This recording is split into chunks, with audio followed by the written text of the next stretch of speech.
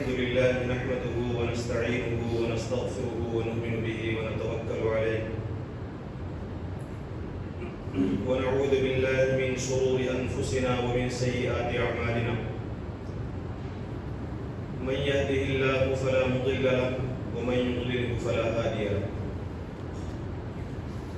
ونشهد أن لا إله إلا الله وحده لا شريك له ونشهد أن سيدنا ومولانا محمدا عبده ورسوله أرسله بالحق بشيرا ونذيرا وداعيا إلى الله بإذنه وسراجا منيرا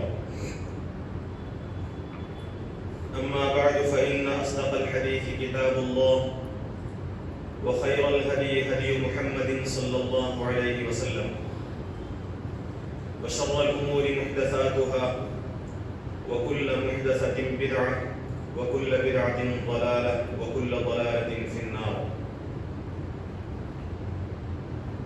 أعوذ بالله من الشيطان الرجيم. بسم الله الرحمن الرحيم. لا إكراه في الدين قد تبين الرشد من الغي فمن يكفر بالطاغوت ويؤمن بالله فقد استمسك بالعروة الوثقى لا انفصام لها والله سميع عليم. وقال تبارك وتعالى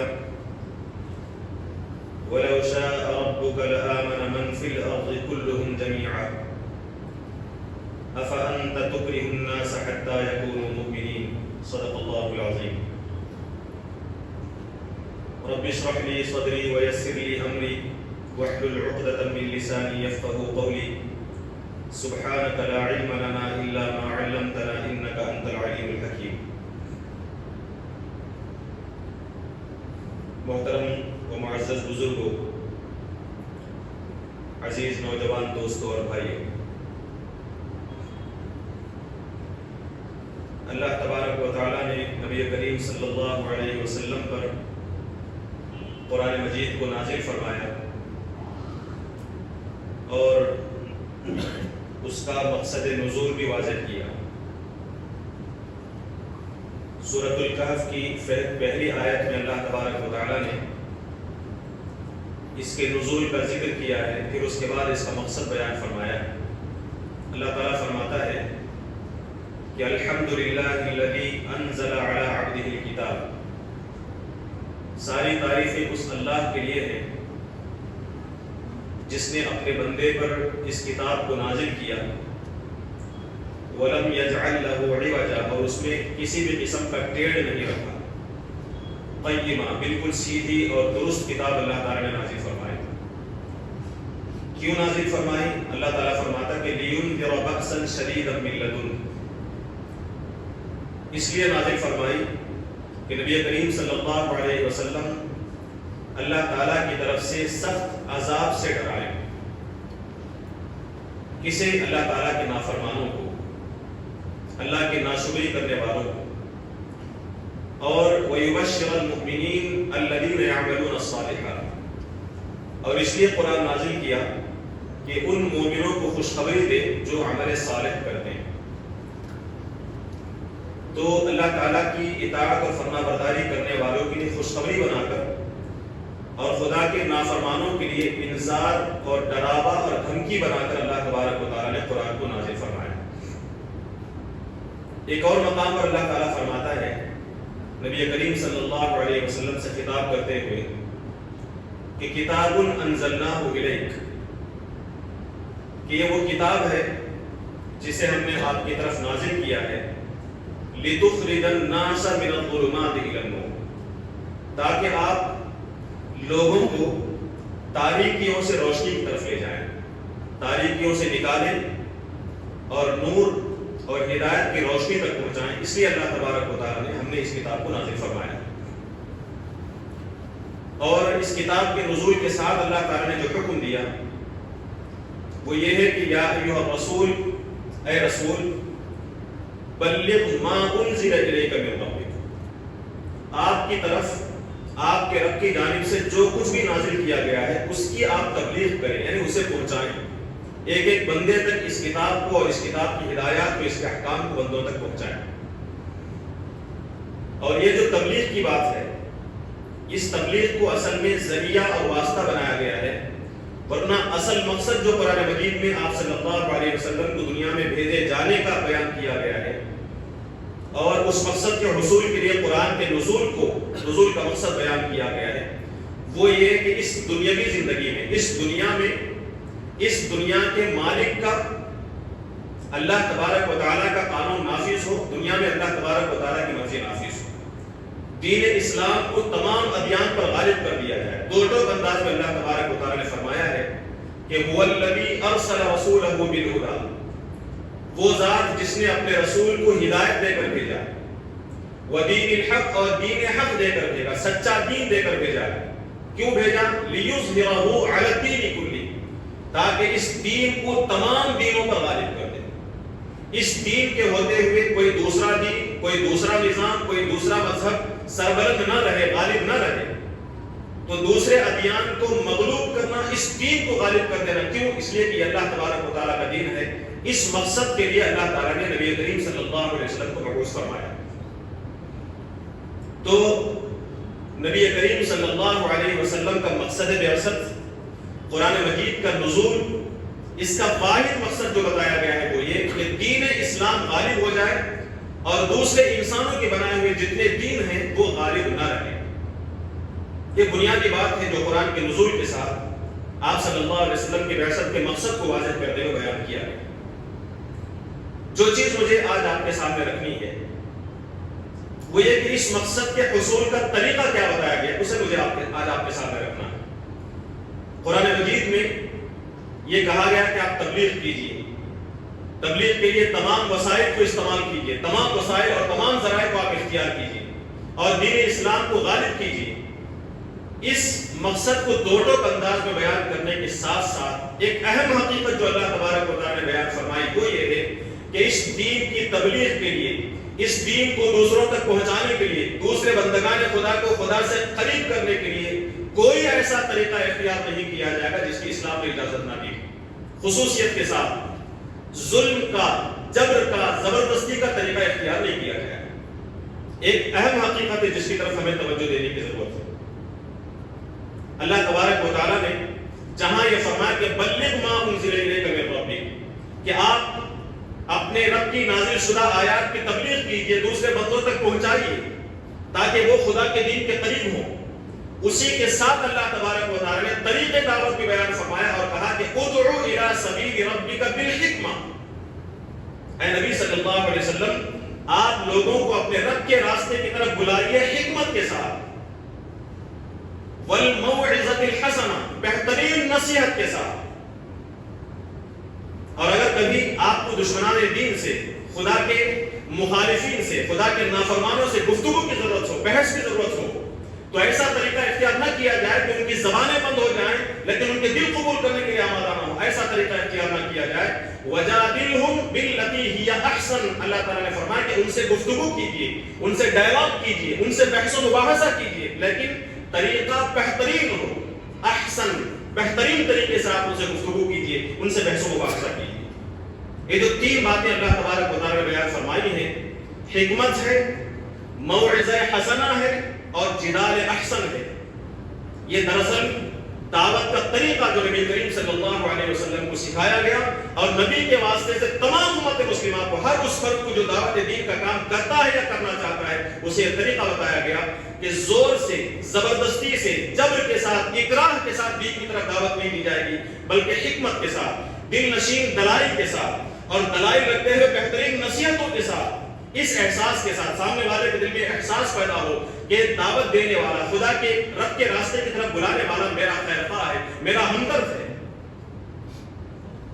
میری گمراہیوں سے کھل رہی ہے، وہ چاہتا ہے کہ میرا بھلا ہو۔ اس انداز سے اپنے رب کے راستے کی طرف دعوت دی جائے، اس لیے فرمایا ادعو الی سبیل ربک بالحکمہ، حکمت کے ساتھ دعوت، والموعظۃ الحسنہ، بہترین نصیحت کے ساتھ، اور وجادلہم باللتی ہی احسن، گفتگو کرو تو احسن طریقے سے، بہترین طریقے سے بحث و مباحثہ کرو۔ نہ صرف یہ بلکہ دو ٹوک انداز میں اللہ تبارک و تعالیٰ نے فرمایا لا اکراہ فی الدین، دین کے معاملے میں کوئی زبردستی اور کوئی جبر نہیں کیا جائے، دین میں جبر و اکراہ نہیں، لا اکراہ فی الدین. اللہ تعالیٰ فرماتا ہے کہ قد تبین الرشد من الغی. زبردستی کیوں کریں گے آپ؟ ہدایت اور گمراہی دونوں الگ الگ واضح کر دی جائیں. جب ہدایت واضح کر دی جائے اور گمراہی کو واضح کر دیا جائے، یہ بتایا جائے کہ یہ ہدایت ہے اور یہ گمراہی ہے، دلائل کے ساتھ، اور خدا کے دشمنوں کے سامنے کوئی دلیل نہ ہو جو باطل کو حق ثابت کر سکے، جب اس طرح حق کو دو ٹوک انداز سے واضح کر دیا جائے تو پھر اس حق کی طرف زبردستی دعوت دینا کوئی مفید نہیں ہو سکتا. قد تبین الرشد من الغی. ہدایت واضح ہو گئی ہے، گمراہی سے الگ ہو گئی. فمن یکفر بالطاغوت، ہدایت اور گمراہی کے واضح ہو جانے کے بعد جو شخص طاغوت کا انکار کرے وَيُؤْمِن بِاللَّهِ، اور اللہ پر ایمان لائے، فَقَدِ اسْتَمْسَكَ بِالْعُرْوَةِ الْوُثْقَىٰ، اس نے ایک مضبوط رسی کو، مضبوط حلقے کو پکڑ لیا، ایسا مضبوط حلقہ کہ وہ اسے چھوٹ نہیں سکتا.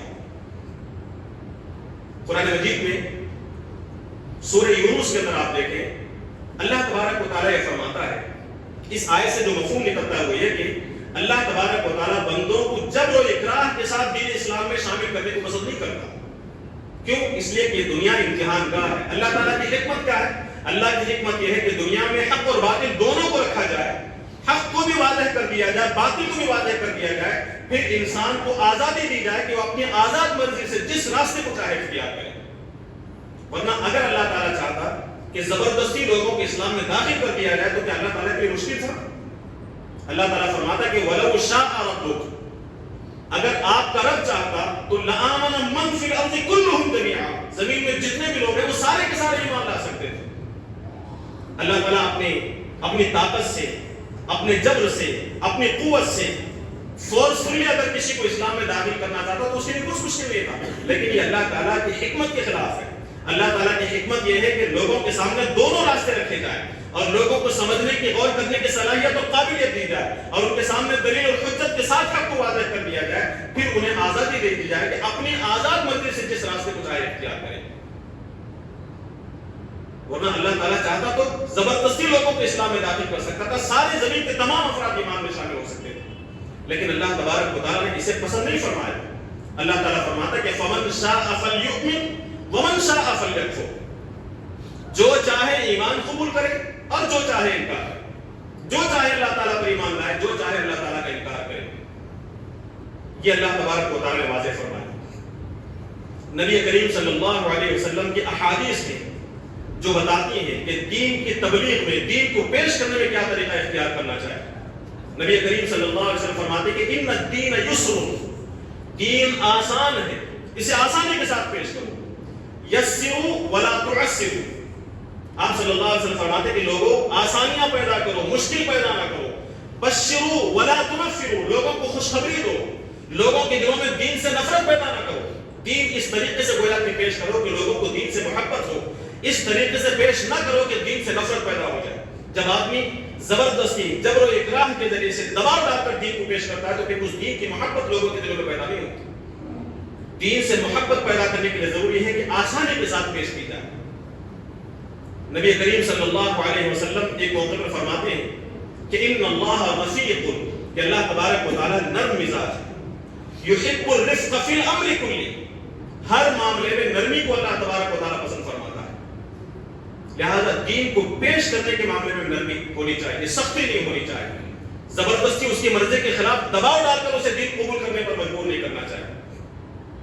رسول اللہ صلی اللہ علیہ وسلم نے ایک اور موقع پر فرمایا کہ ما کان الرفق فی شیء الا زانہ، کہ جب کسی چیز کے اندر نرمی پیدا ہو جاتی ہے تو اس چیز میں خوبصورتی پیدا ہو جاتی ہے.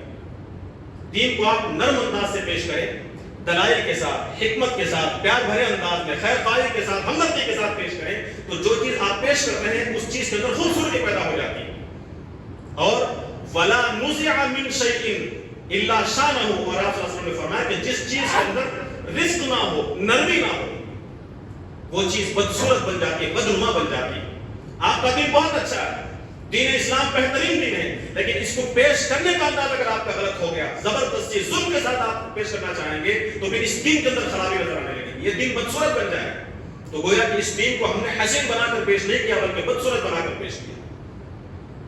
نبی کریم صلی اللہ علیہ وسلم داعی اسلام، آپ کی شان اور آپ کی کیفیت کیا بیان کی گئی؟ رسول اللہ صلی اللہ علیہ وسلم خود بیان فرماتے ہیں کہ بعثت بالحنیفیۃ السمحہ، کہ مجھے ایسا دین دے کر بھیجا گیا جو بالکل واضح اور سیدھا ہے اور نرمی والا، سہل پسندی والا، سہل پسندی نہیں بلکہ بہت آسان اور سہل دین مجھے دے کر بھیجا گیا، نرمی والی شریعت مجھے دے کر بھیجا گیا، بالحنیفیت سمحا۔ اور نبی کریم صلی اللہ علیہ وسلم کی وہ اہم ترین خصوصیت جو قرآن مجید کے اندر بیان کی گئی، وَلَوْ كُنْتَ فَظًّا غَلِيظَ الْقَلْبِ، اے نبی صلی اللہ علیہ وسلم اگر آپ سخت مزاج ہوتے، سخت دل ہوتے تو لن فضوا من حولک، یہ جو لوگ آپ کے ساتھ ہیں آپ سے چپتے رہنا چاہتے ہیں، آپ سے دور ہو جاتے، آپ سے چھٹ جاتے۔ تو نرمی سے پیش کرنا اور پیش کرتے ہوئے نرم مزاج اختیار کرنا لوگوں کو دین سے قریب کرنے والی چیز ہے۔ نبی کریم صلی اللہ علیہ وسلم کی جو ذمہ داری بیان کی جمعہ کے اندر اکثر و بیشتر یہ سورت اور یہ آیتیں ہم پڑھتے سورہ غاشیہ کے اندر اللہ تبارک و تعالی نے نبی کریم صلی اللہ علیہ وسلم کو یہ فرمایا کہ فذکر، اے نبی صلی اللہ علیہ وسلم آپ نصیحت کیجیے، لوگوں کو سمجھائیے۔ نصیحت کرنا زبردستی نہیں ہوا کرتا، انما انت مذکر، بلا شبہ آپ نصیحت کرنے والے ہیں، لست علیہم بمسیطر، آپ ان پر جبر کرنے والے، زبردستی کرنے والے نہیں، آپ کا کام تو نصیحت کرنا، انہیں سمجھانا ہے، یہ قبول کریں ان کا بھلا ہے، قبول نہ کریں تو آپ کو اختیار نہیں کہ فورسفلی آپ اپنی زندگی میں شامل کریں۔ لست علیہم بمسیطر، سورہ قاف کے اندر اللہ تعالیٰ نے فرمایا کہ وما انت علیہم بجبار، آپ ان پر جبار بنا کر نہیں بھیجے گئے، فورس کرنے والا بنا کر نہیں بھیجے گئے، بلکہ کیا ہے فذکر بالقرآن من یخاف وعید، آپ قرآن کے ذریعے سے ہر اس شخص کو نصیحت کیجیے جو میری وعید سے خوف کھاتا، میرے ڈراوے سے، میری دھمکی سے جسے ڈر لگے اسے آپ نصیحت کیجیے، آپ کا کام نصیحت کرنا ہے، فذکر، آپ نصیحت کرتے جائیے۔ قرآن مجید کی جو آیت میں نے آپ کے سامنے پیش کی سورہ یونس کی آیت نمبر 99، جس میں ایک تو اللہ تبارک و تعالیٰ نے فرمایا کہ وَلَوْ شَاءَ رَبُّكَ لَآمَنَ مَنْ فِي الْأَرْضِ كُلُّهُمْ جَمِيعًا، اگر تمہارا رب چاہتا تو لوگوں کو زبردستی اسلام میں شامل کر سکتا تھا، تمام کے تمام زمین کے افراد اسلام میں داخل ہو جائیں، ایسا ہو سکتا تھا، لیکن اللہ تعالیٰ کی حکمت کے خلاف ہے۔ وہی اللہ کے نبی صلی اللہ علیہ وسلم کے بارے میں اللہ تبارک و تعالیٰ فرماتا ہے، نبی صلی اللہ علیہ وسلم أَفَأَنْتَ تُكْرِهُ النَّاسَ حَتَّى يَكُونُوا مُؤْمِنِينَ، کیا آپ لوگوں پر جبر کریں گے، کیا آپ لوگوں پر زبردستی کریں گے تاکہ وہ دین میں داخل ہو جائیں؟ اس کا مطلب یہ نہیں تھا کہ آپ صلی اللہ علیہ وسلم لوگوں پر جبر کر رہے ہیں، لوگوں کو زبردستی دین میں داخل کر رہے نہیں، بلکہ اللہ تبارک و تعالیٰ بالکل اسی طریقے سے جب کسی بندے کو کسی برائی سے بچانا مقصود ہوتا ہے تو اللہ تبارک و تعالیٰ ایک خاص طریقہ اختیار کرتا ہے کہ خطاب آپ صلی اللہ علیہ وسلم کو کرتا ہے کہ آپ کیوں ایسا کر رہے ہیں، حالانکہ آپ سے غلطی نہیں ہو رہی ہوگی، آپ کے واسطے سے بندوں کو بتانا مقصود ہوتا ہے کہ تم کو ایسا کر رہے ہیں۔ یہاں بھی اللہ تبارک و تعالیٰ کفار مکہ کو خطاب کرتے ہوئے یہ فرمانا چاہتا ہے کہ نبی کریم صلی اللہ علیہ وسلم کی جو ذمہ داری تھی وہ یہ تھی کہ آپ دلائل رکھیں، حجت آپ کے سامنے رکھیں، دلیل کے ذریعے سے، حجت کے ذریعے سے، حکمت کے ذریعے سے حق اور باطل کو واضح کر دیں، صحیح اور غلط کے فرق کو واضح کر کے رکھ دیں، سیدھے راستے کو اچھی طرح صاف طور سے تمہارے سامنے پیش کر دیں۔ اس کے بعد آپ اس دعوت کو قبول نہیں کرتے، آپ لوگ اس دعوت کو قبول کرنے کے لیے تیار نہیں ہیں، تو اب اللہ کے نبی صلی اللہ علیہ وسلم کی ذمہ داری یہ ہے کہ آپ کو زبردستی اسلام میں شامل کریں۔ آپ اگر اپنے آزاد مرضی سے قبول نہیں کر رہے ہیں تو آپ کو اسلام میں داخل کرنے کا ایک ہی طریقہ ہے، وہ کیا ہے کہ تمہیں زبردستی اسلام میں شامل کر دیا جائے۔ یہ ذمہ داری اللہ کے نبی صلی اللہ علیہ وسلم کی نہیں۔ کیا تم یہ سمجھتے ہو کہ آپ صلی اللہ علیہ وسلم فورسفلی تمہیں دین میں داخل کریں گے؟ اگر یہ ذمہ داری آپ کی ہوتی کہ لوگ مانے نہ مانے انہیں زبردستی اسلام میں داخل کرنا ہو تو یہ کام اللہ تعالیٰ خود کر سکتا تھا، نبی کو بھیجنے کی ضرورت نہیں تھی۔ نبی کریم صلی اللہ علیہ وسلم کو اس لیے بھیجا گیا کہ آپ حق اور باطل کو واضح کر دیں، دلائل کے ذریعے سے، حجت کے ذریعے سے، حکیمانہ نصیحتوں کے ذریعے سے۔ وہ کام آپ نے کیا ہے، اب تم اس دعوت کو قبول کرتے ہو تو تمہارا بھلا، نہیں قبول کرتے ہو تو تمہارا نقصان۔ تو اس جگہ پر اللہ کے نبی صلی اللہ علیہ وسلم کی یہ ذمہ داری بھی واضح کی گئی کہ کسی نبی کو اس بات کی اجازت نہیں دی گئی ہے کہ اسلام کی طرف بلاتے ہوئے جبر کیا جائے، اکراہ کیا جائے، فورس کیا جائے۔ لا اکراہ فی الدین۔ چنانچہ آپ دیکھیں نبی کریم صلی اللہ علیہ وسلم کی پوری دعوتی زندگی کو آپ دیکھیں، ایک مثال بھی آپ کی زندگی میں ایسی نہیں مل سکتی جہاں آپ صلی اللہ علیہ وسلم نے کسی کو زبردستی کی ہو، کسی پر جبر کیا ہو کہ تم اسلام قبول کرو۔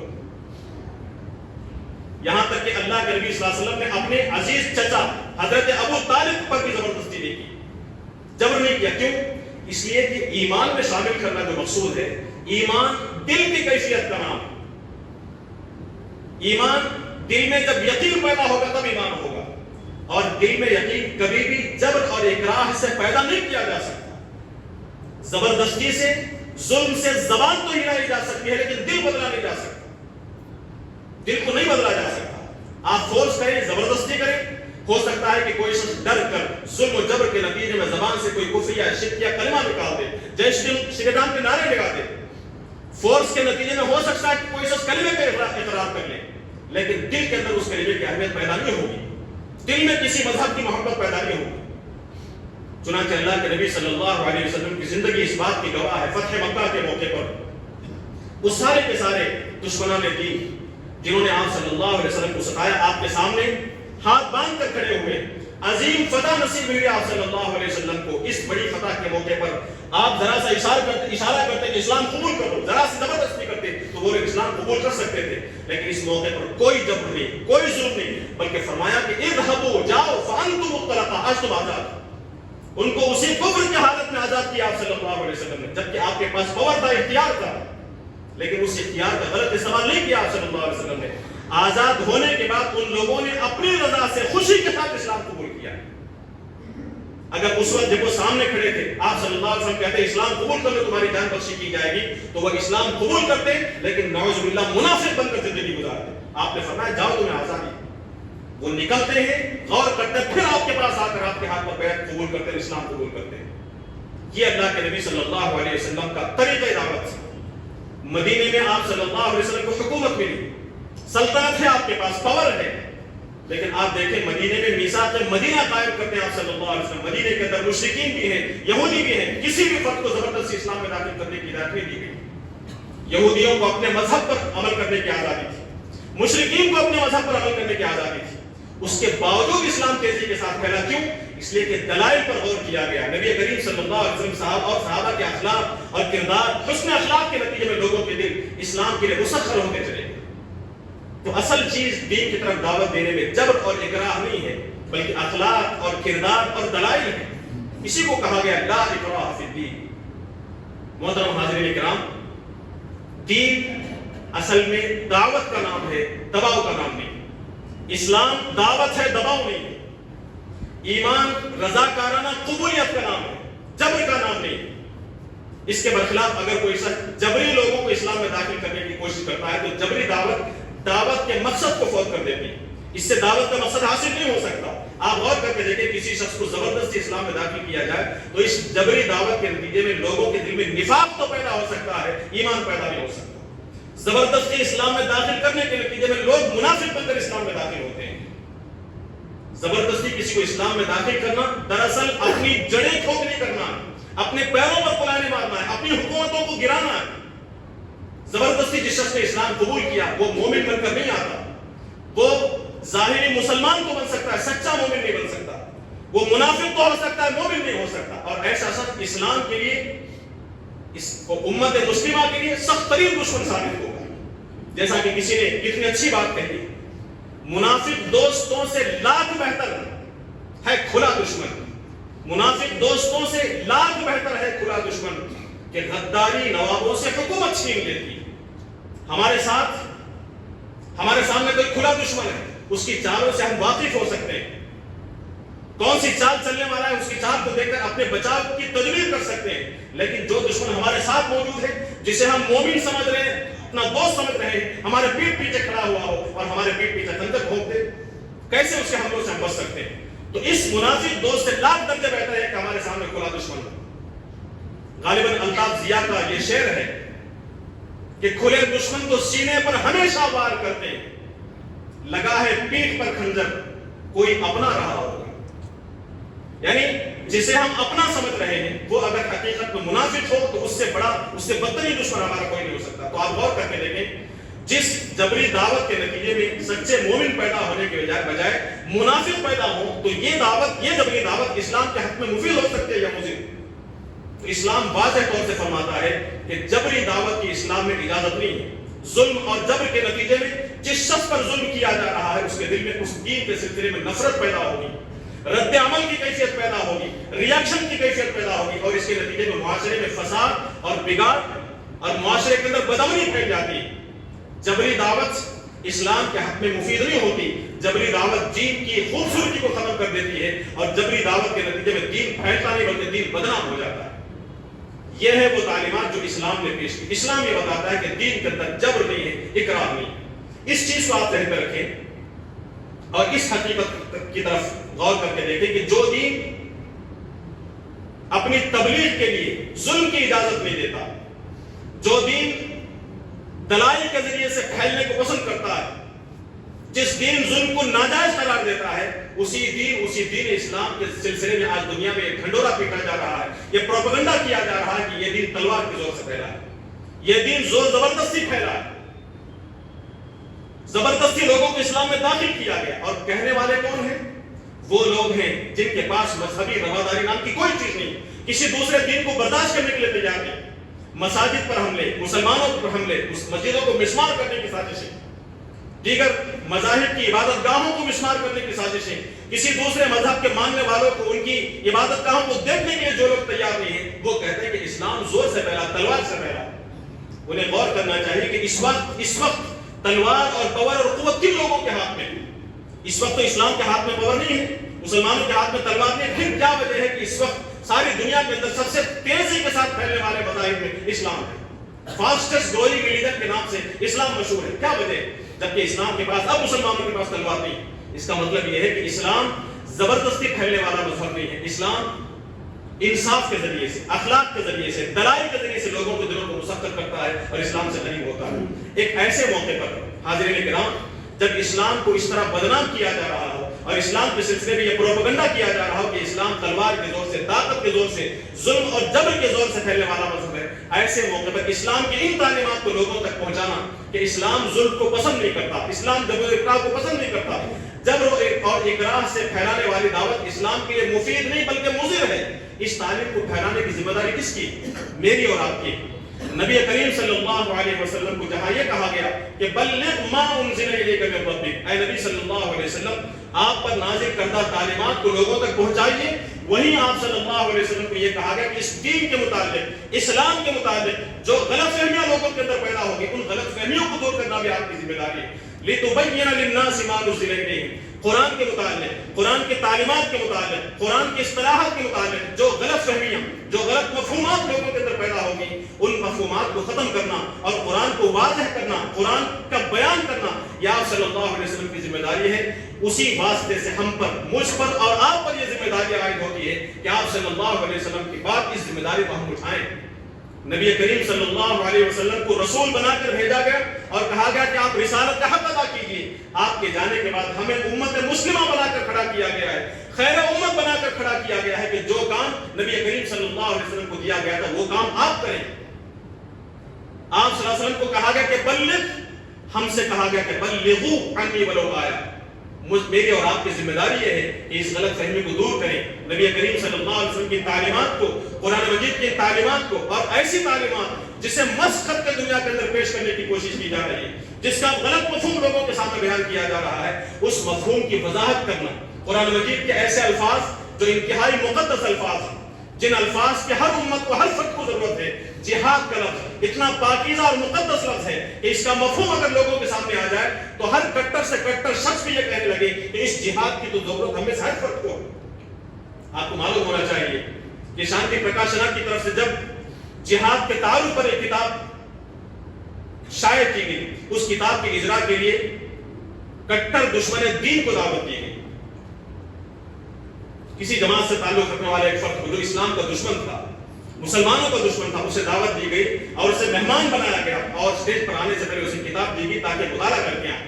جب اس نے جہاد کا مطالعہ کیا تو اسٹیج پر آ کر اس نے یہ اعلان کیا کہ اگر جہاد کا مفہوم یہ ہے جو اس کتاب کے اندر بیان کیا گیا ہے تو ہم میں سے ہر فرد کو جہاد کرنا چاہیے۔ جہاد کے معنی غلط طریقے سے دنیا کے اندر پھیلائے گئے، جہاد کے معنی دشمنوں کو قتل کرنا، جہاد کے معنی کافروں کو مارنا، جہاد کے معنی مسلمانوں کے علاوہ کسی کو زمین میں رہنے کا حق نہ دینا، یہ مفہوم جہاد کا ہے ہی نہیں۔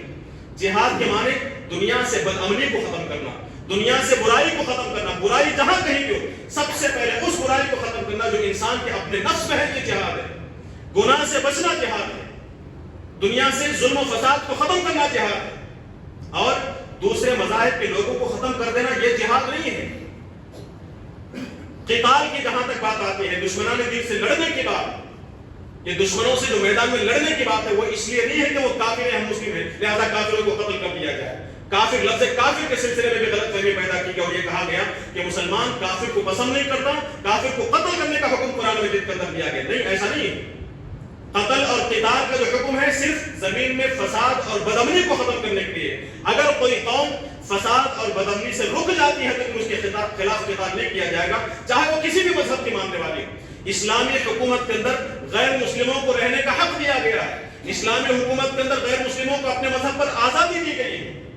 ایسا نہیں کہ کوئی بھی غیر مسلم اسے قتل کر دیا جائے. یہ قرآن کی قرآن الفاظ کے قرآن اصطلاحات کی غلط تشریح ہے جو اب بھی ہمارے ساتھ رہنے والے لوگوں کے اندر, ہمارے ساتھ رہنے والے اٹھنے بیٹھنے والے غیر مسلموں کے ذہنوں کے اندر یہ غلط مفہوم بسا ہوا ہے.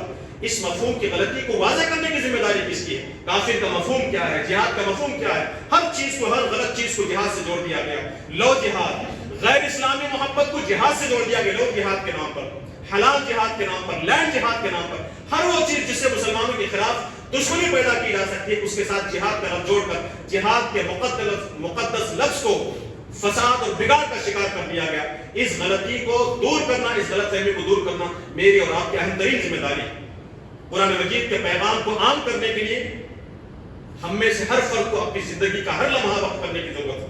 لیکن افسوس کی بات یہ ہے اللہ کا کرنا ایسا ہے کہ ہم میں سے بہت سارے افراد صرف اپنی دنیاوی مصروفیات میں مشغول ہیں. ہماری دینداری کا مطلب یہ ہے کہ ہم پنج وقتہ نمازوں میں آ جائیں, یا پھر کچھ اجتماعات میں شریک ہو جائیں, یا پھر واٹس ایپ اور فیس بک کے اندر کچھ کمنٹس کر دیں. اسی حد تک ہم سمجھتے ہیں کہ ہم نے دعوت دین کی ذمہ داری ادا کر دی. ایسا نہیں. دعوت دین کی ذمہ داری کے سلسلے میں قرآن کا یہ اعلان اچھی طرح دوبارہ ہم اپنے ذہنوں میں رکھیں کہ کنتم خیر امت اخرجت للناس, تمہیں برپا اس لیے کیا گیا کہ تم انسانیت کی بھلائی کا کام کرو. تم ایک بہترین امت ہو, تمہیں اسی لیے پیدا کیا گیا ہے. تمہاری پیدائش کا مقصد یہ ہے کہ قرآن کی تعلیم کو لوگوں تک پہنچاؤ, لوگوں کو بندگان خدا تک پہنچاؤ. یہ اصل تمہارا مقصد زندگی ہے. اس مقصد زندگی کو فائدہ پہنچانے والی دوسری چیزیں ہیں, تجارت ہے, بزنس ہے, کاروبار ہے, اور دیگر ہمارے کام ہیں. ہمارا اصل پیدائش کا مقصد یہ ہے کہ ہم خدا کے دین کو بندگان خدا تک پہنچائیں, اور جب اسلام پر حملے ہوں تو اسلام کا دفاع کریں. اسلام کے الفاظ کو غلط مفہوم پہنا کر پیش کیا جائے تو اس مفہوم کو واضح کریں اور اس غلط فہمیوں کو دور کرنے کی کوشش کریں. محترم حاضرین کرام, ہم یہاں اس مسجد میں جس جماعت سے بنائی گئی یہ مسجد ہے, جماعت اسلامی سے ہم تعلق ہم اچھی طرح جانتے ہیں. معذرت کے ساتھ ہم کبھی جماعت اسلامی کی طرف آپ کو دعوت دینے کی کوشش نہیں کرتے. ہماری کوشش یہ ہوتی ہے کہ جس چیز کی طرف قرآن نے دعوت دی اس کی طرف ہم آپ کو دعوت دیں. ہم قرآن کی طرف آپ کو دعوت دیتے ہیں. ہم نے جب یہ کہا کہ کنتم خیر امت اخرجت للناس, یہ جماعت اسلامی کی کوئی بات نہیں ہے بلکہ اس قرآن کا جملہ ہے جس پر ہمارا ایمان ہے. ہمارے رب نے ہم سے یہ کہا, ہم میں سے ہر فرد سے کہا ہے کہ تم بھلائی کو پھیلانے کے لیے پیدا کیے گئے. یہاں سے کوشش ہوتی ہے ہر سال برادران وطن کو بلا کر دعوت دے کر کنڑ زبان میں, ان کی اپنی زبان میں قرآن مجید کے پیغام کو عام کرنے کی کوشش کی جاتی ہے. ہماری ذمہ داری تو یہ ہے کہ ہم میں سے ہر فرد اس قرآن کو لے کر دوسروں تک پہنچے. یہ اگر نہیں کر سکتے تو کوئی جماعت, کوئی فرد اس قسم کا کام کر رہا ہو تو اسے تعاون دینے کی ضرورت ہے. کیوں دیا جائے؟ اس لیے کہ جماعت کا کام بڑھے, نہیں, اس لیے کہ قرآن مجید پھیلے, قرآن مجید کی تبلیغ ہو, لوگوں کی غلط فہمیاں دور. ہر سال ہم قرآن پروجن کا پروگرام کرتے ہیں. اس قرآن پروجن کے اندر ہم نے دعوت توحید لوگوں کے سامنے پیش کی. توحید, رسالت, آخرت, اخلاقیات, عورتوں کے حقوق, انسانی حقوق, شوہر بیوی کے حقوق, برائی سے پاک معاشرہ, اس قسم کے مختلف موضوعات کے تحت ہم لوگوں کو جمع کرتے ہیں اور ان کے رب کا کلام ان تک پہنچاتے ہیں, قرآن مجید کے پیغام کو ان تک پہنچانے کی کوشش کرتے ہیں. اور الحمدللہ ثم الحمدللہ ہم نے یہ محسوس کیا کہ ان پروگرامز کے ذریعے سے غیر مسلموں کی غلط فہمیاں دور ہوئی. ان کا یہ مطالبہ رہا ہے کہ سال میں 2 سال میں ایک بار ایک پروگرام کیوں کیا جاتا ہے, ہر مہینے یہ پروگرام ہونا چاہیے, ہمارے اپنے محلوں میں یہ پروگرام ہونا چاہیے. آپ کے پاس پیسوں کی کمی ہے تو ہم تعاون کرنے کے لیے تیار. ہم تو یہ سمجھتے ہیں نا کہ قرآن مجید کا پیغام لوگوں کے سامنے لے کر پہنچیں گے تو لوگ ناراض ہو جائیں گے, لوگوں کی دشمنیاں بڑھ جائیں گے. ایسا نہیں, آپ قرآن کے پیغام کو لے کر آگے بڑھیں, لوگوں کی طرف سے استقبال کیا جاتا ہے, لوگ آپ کی باتوں کو توجہ سے سنتے ہیں, اپریشیٹ کرتے ہیں, اسے قبول کرنے کے لیے تیار ہیں, بشرطیہ کہ ہم اسے بڑے پیمانے پر لے کر لوگوں تک پہنچنے کی کوشش کریں. ہماری چھوٹی سی کوشش ہوتی ہے کہ سال میں ایک مرتبہ قرآن پروجن کے ذریعے سے قرآن مجید کے پیغام کو کنڑ زبان میں لوگوں تک پہنچانے کی کوشش کی جائے. ہماری مٹھی بھر جماعت اس کی کوششیں کرتی ہے, لیکن یہ کام صرف ہمارا ایک جماعت کا نہیں ہے, ہم میں سے ہر فرد کا, تمام امت مسلمہ کے افراد افراد کا ہے. لہٰذا آپ سے اس بات کی گزارش کی جاتی ہے کہ آپ اسے اپنا کام سمجھتے ہوئے برادران وطن کو اس پروگرام میں شریک کرانے کی کوشش کریں. غیر مسلموں سے جتنے آپ کے تعلقات ہیں ان سے ملاقات کریں, انہیں اس پروگرام میں شریک کرائیں. آپ کی دعوت کے نتیجے میں کچھ افراد یہاں پر آ جائیں اور یہاں کی اس پروگرام کے ذریعے سے کچھ غلط فہمی ان کی دور ہو جائے تو امید کی جا سکتی ہے کہ آپ کی آخرت کی کامیابی کا, آپ کی مغفرت کا ذریعہ بن سکتا ہے. اس مرتبہ انشاءاللہ اگلے جمعرات اور جمعہ کے دن بعد نماز مغرب اسی اسلامک سینٹر کے اندر دو اہم موضوعات پر انشاءاللہ کنڑ زبان میں قرآن مجید کی تفسیر کا پروگرام ہوگا. جمعرات کے دن بعد نماز مغرب ایک ہے مذہبی رواداری قرآن کی روشنی میں, دھارمک سہشنوتے, اپنے مذہب پر عمل کرتے ہوئے دوسرے مذہب کو برداشت کرنا, دوسرے مذہب کے لوگوں سے نفرت نہ کرنا, یہ قرآن کی روشنی میں اس کی کیا تعلیمات ہیں. اس پر انشاءاللہ جناب محمد کنی صاحب کنڑ زبان میں قرآن مجید کی تفسیر پیش کریں گے. دھارمک سہشنوتے قرآن نہ بڑے نلی. اور دوسرے دن جمعہ کے دن بعد نماز مغرب اس وقت کا ایک برننگ ایشو, برننگ ٹاپک جو ہے ٹی وی میں سوشل میڈیا میں جس پر گفتگو ہو رہی ہے, بحث ہو رہی ہے, کافر اور جہاد کے لفظ پر. کافر متو جہاد قرآن نہ درشتی ہے. قرآن کی نگاہ میں کافر کا کیا مفہوم ہے, جہاد کا کیا مفہوم ہے, یہ انشاءاللہ لوگوں کے سامنے واضح کی جائے گی. غیر مسلموں کے ذہن میں یہ مطلب ہے کہ کافر کا مطلب مسلمانوں کے دشمن, لہذا کافروں سے نفرت کی جائے, کافروں کو قتل کیا جائے, کافروں کو زمین میں رہنے کا حق نہ دیا جائے. یہ انتہائی غلط مفہوم ہے. اس مفہوم کو واضح کرنا, اس کی کوشش ہماری انشاءاللہ اگلے جمعہ بعد نماز مغرب ہوگی. جمعرات اور جمعہ 29 اور 30 تاریخ جنوری کی انشاءاللہ بعد نماز مغرب اسی اسلامک سینٹر میں کنڑ زبان میں قرآن پہنچنا ہوگا. آپ تمام سے گزارش کی جاتی ہے کہ اسے قرآن کا کام سمجھ کر, اپنی دینی ذمہ داری سمجھتے ہیں, برادران وطن تک اس پیغام کو پہنچائیں اور انہیں ان کی فیملیز کے ساتھ اس میں شریک کرانے کی کوشش کریں. میں اللہ تعالیٰ سے دعا کرتا ہوں کہ اللہ تبارک و تعالیٰ ہماری ان کوششوں میں برکت عطا فرمائے, ہماری کوششوں کو قبول فرمائے. قرآن مجید کی تعلیمات کو عام کرنے کی جو یہ چھوٹی سی کاوش ہے, اللہ تبارک و تعالیٰ اس کاوش میں برکت عطا فرمائے اور پوری امت مسلمہ کو اس اہم فریضے کو لے کر اٹھنے کی اللہ تبارک و تعالیٰ توفیق نصیب فرمائے. انشاءاللہ اسی کی مناسبت سے جناب محمد کنی صاحب جو کہ تشریف لا رہے ہیں, اگلا جمعہ محمد کنی صاحب کا یہاں پر کنڑ زبان میں ہوگا. لہٰذا جو احباب بھی کنڑ زبان سے دلچسپی رکھتے ہیں, کنڑ زبان میں کنی صاحب کی تقریر سن سکتے ہیں, ایسے افراد کو بھی زیادہ سے زیادہ اس میں شریک کرانے کی کوشش کی جائے. ربنا آتنا فی الدنیا حسنۃ وفی الآخرۃ حسنۃ وقنا عذاب النار. بارک اللہ لنا ولکم فی القرآن العظیم ونفعنا وإياكم بالآيات والذكر الحكيم إنه تعالى جواد كريم ملك بر رؤوف رحيم.